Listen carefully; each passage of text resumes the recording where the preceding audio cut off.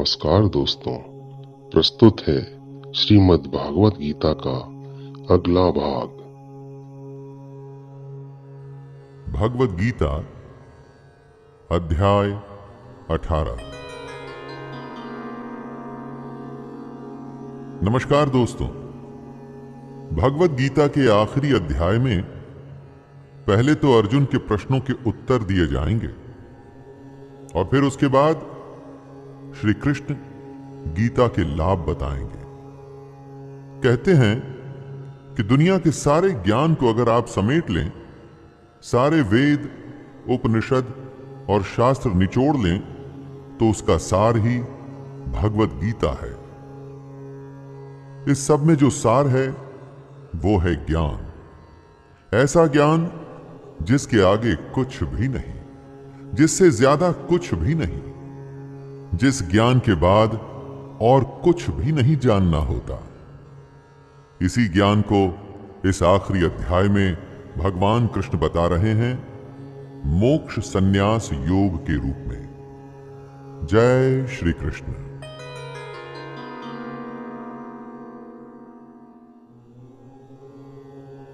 संन्यासस्य महाबाहो तत्त्वम् इच्छामि वेदितुं त्यागस्य च ऋषिकेश पृथक् केशि निषूदन।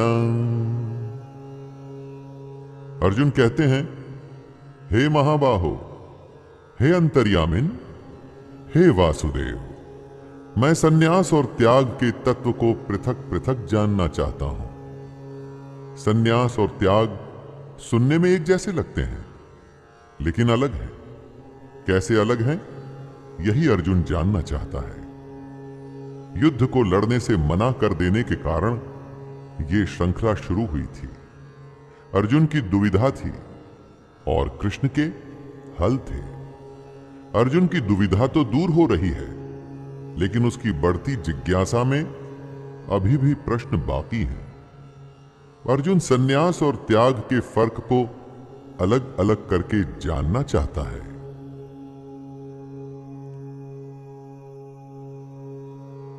श्री भगवानुवाच काम्यानां कर्मणां न्यासं संन्यासं कवयो विदुः सर्वकर्म फलत्यागं प्राहुस्त्यागं विचक्षणः। कितने ही बुद्धिमान लोग अपने काम करने वाले कर्मों को छोड़ने को, यानी कि सांसारिक जीवन में नौकरी करना, विवाह करना, धन कमाना आदि के त्याग को ही संन्यास समझते हैं। कुछ दूसरे बुद्धिमान लोग सब कर्मों के फल के त्याग को त्याग मानते हैं।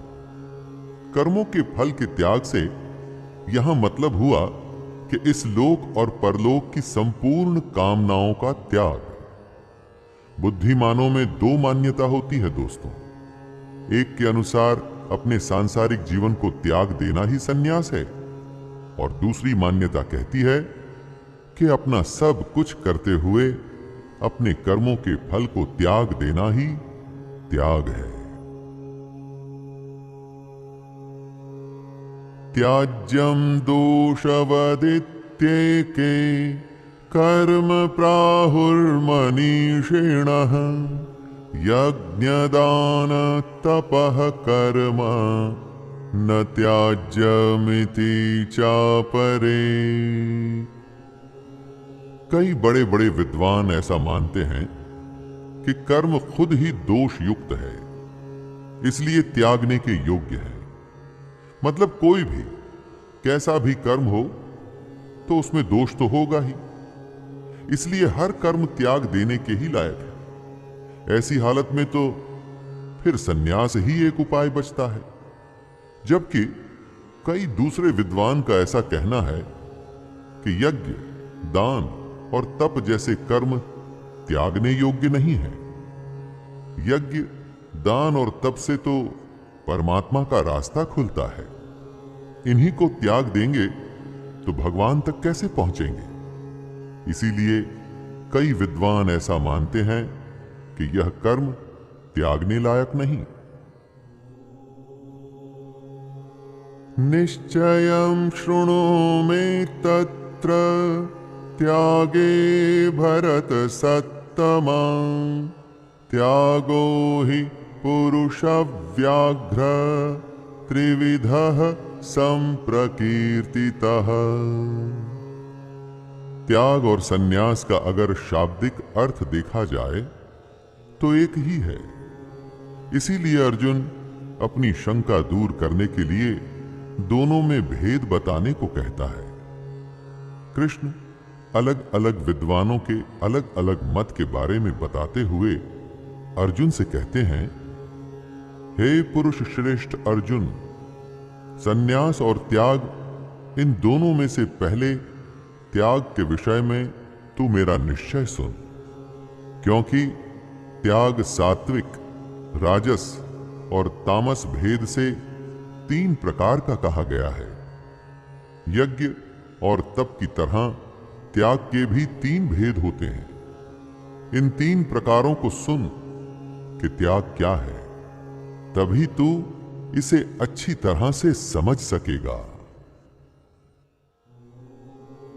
यज्ञदान तपः कर्म न त्याज्यं कार्यमेव तत्, यज्ञोदानं तपश्चैव पावनानि मनीषिणाम्।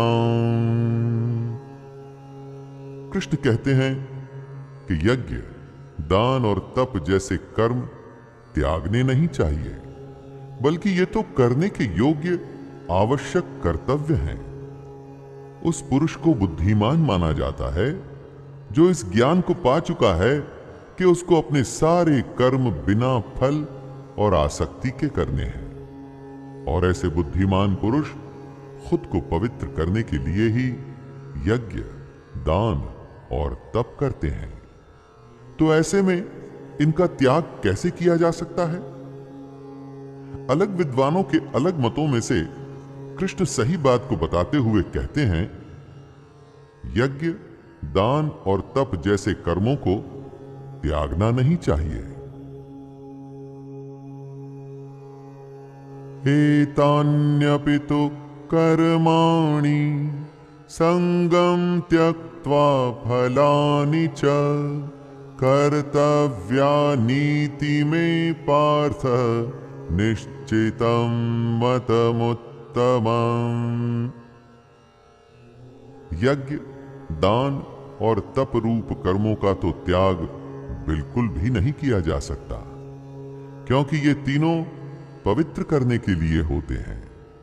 लेकिन कृष्ण साथ में ये भी कह रहे हैं कि हम जो भी काम करते हैं उनके फलों और आसक्ति का त्याग अवश्य कर देना चाहिए।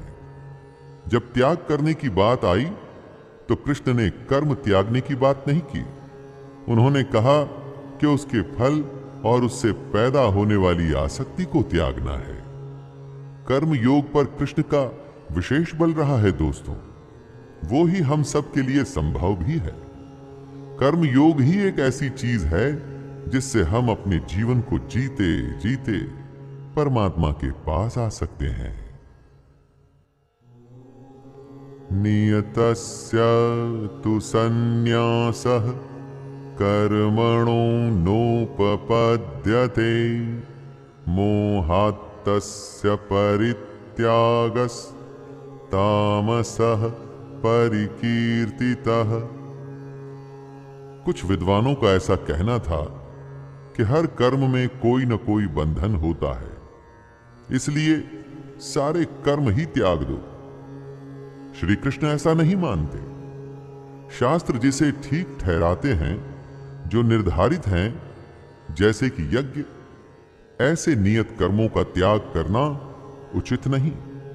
जो कर्म निषिद्ध हैं या काम्य कर्म जो फल के लिए किए जाते हैं, उनको त्याग देना चाहिए, लेकिन नियत कर्म को कभी नहीं त्यागना चाहिए। जब किसी मोह के चलते हुए हम अपने नियत कर्मों का त्याग करते हैं, तो ऐसे त्याग को तामस त्याग कहा जाता है। इस दुनिया की किसी आसक्ति में फंसकर अगर आप अपने कर्तव्य को, कर्म को छोड़ देते हैं तो वो तामस त्याग माना जाएगा। दुःखमित्येव यत्कर्म काय क्लेश भजात् त्यजेत् सकृत्वा राजसं त्यागं नैव त्याग फलं लभेत्। अपने कर्म करना, कर्तव्य निभाना आसान नहीं होता। इससे हमारे शरीर को कष्ट भी होता है। जब कर्म करेंगे तो कोई ना कोई परेशानी तो होगी ही। अब अगर ऐसा मान लेंगे कि जो कोई कर्म है वो सब दुख रूप ही है, और ऐसा समझकर यदि शारीरिक परेशानी के भय से कर्तव्य कर्मों का त्याग कर देंगे तो ये राजस त्याग माना जाएगा। ऐसे त्याग का फल कभी भी नहीं मिलता। वैसे जब भी कोई त्याग किया जाता है तो उसका फल परम शांति होती है। कभी कुछ त्याग करके देखिएगा, आप स्वयं ही समझ जाएंगे दोस्तों। लेकिन शारीरिक परेशानी के चलते अगर आपने अपने कर्मों का त्याग किया तो उसका कुछ भी फल नहीं मिलेगा, क्योंकि वो राजस त्याग है। कार्यमित्येव यत्कर्म नियतं क्रियते अर्जुन संगं त्यक्त्वा फलं चैव सत्यागः सात्विको मतः। शास्त्रों में कहे गए कर्म को ही निर्धारित कर्म या नियत कर्म माना जाता है।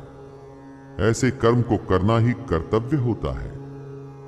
कर्म को कर्तव्य समझ करने के भाव से उसकी आसक्ति और फल का त्याग सात्विक त्याग माना जाता है। सात्विक त्याग में एक खास बात है, और इसीलिए ये तामसिक और राजसिक कर्मों से बिल्कुल अलग है। इसमें कर्मों का त्याग नहीं, बल्कि कर्मों से होने वाले फल और उसकी आसक्ति का त्याग है।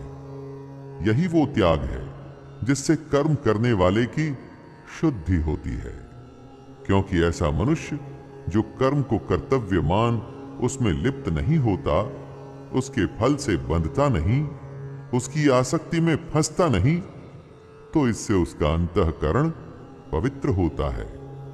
इसलिए सात्विक त्याग श्रेष्ठ है। न द्वेष्ट्य कुशलं कर्म कुशले नानुषज्जते त्यागी सत्व समाविष्टो मेधावी छिन्न संशयः। दोस्तों, जो कर्म शास्त्र ने ओके कर दिए हैं उन्हें नियत कर्म कहते हैं या फिर कुशल कर्म। लेकिन जो कर्म शास्त्र के विरुद्ध हैं वो कर्म कल्याणकारी नहीं होते। उससे कल्याण यानी कि किसी का भला नहीं होता। ऐसे कर्मों को अकुशल कर्म कहा जाता है। कृष्ण कहते हैं, हे अर्जुन, ऐसा मनुष्य जो अकुशल कर्म से तो द्वेष नहीं करता और कुशल कर्म में आसक्त नहीं होता, वह शुद्ध सत्व गुण से युक्त पुरुष, संशय रहित, बुद्धिमान और सच्चा त्यागी है।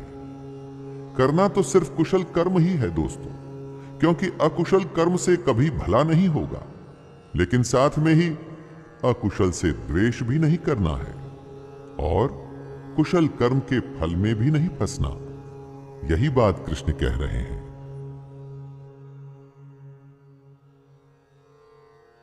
न हि देहभृता शक्यं त्यक्तुं कर्माण्यशेषतः यस्तु कर्म फलत्यागी स त्यागीत्यभिधीयते। जो भी शरीरधारी हैं, यानी कि जिस भी मनुष्य की देह है, उसके द्वारा कर्मों का त्याग संभव ही नहीं। आपके कर्म आपके संस्कार आपके साथ बंधे होते हैं। जब आप एक शरीर को छोड़ दूसरे शरीर में जाते हैं तो ये संस्कार भी आपके साथ आते हैं। तो चाहे शरीर इस जन्म का हो या अगले जन्म का या उससे भी अगले जन्म का, जब तक शरीर रहेगा ऐसा संभव ही नहीं कि आप अपने कर्मों का त्याग कर दें। जो कर्म फल का त्याग कर सकता है बस वो ही त्याग है, बाकी कुछ नहीं। त्यागी सिर्फ उसी को कहा जाएगा जो अपने कर्मों के बंधन में बंधता नहीं। दोस्तों, अभी के लिए इतना ही।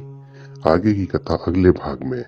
और दोस्तों, अगर आपको मेरा यह छोटा सा प्रयास पसंद आ रहा हो तो कृपया चैनल को सब्सक्राइब करें, वीडियो को लाइक करें और ज़्यादा से ज़्यादा शेयर करें। धन्यवाद। जय श्री कृष्णा।